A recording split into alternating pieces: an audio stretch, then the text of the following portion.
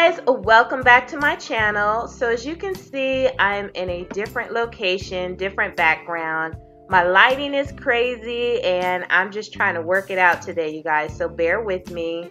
I really wanted to go ahead and do a look with my new Juvia'S Afrique eyeshadow palette. I love this palette, it's gorgeous. As you can see, there are some really pretty, beautiful, bright shades in here.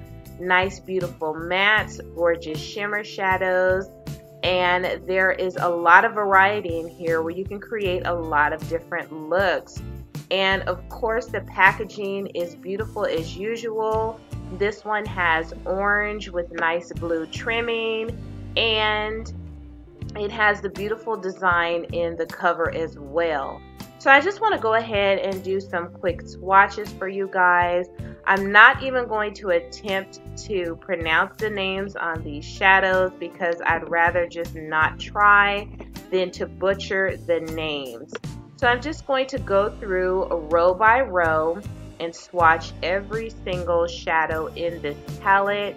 Not only so you can get an idea of what the colors in this palette look like, but also so you can see it against my skin tone, just in case you're curious of how these colors will perform on a skin tone such as mine. So these are the shadows. There are some nice mattes, some beautiful shimmer shadows in here, so you can definitely create a nice amount of looks with this eyeshadow palette.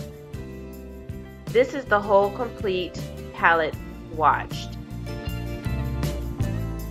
Now I did go ahead and create this bright eyeshadow look on my eyes today. It's somewhat of a rainbow type look. I wanted to use as many colors in this palette as I possibly could. So if you are interested and would like to see how I created this look today, then just stay tuned because it's coming up next. So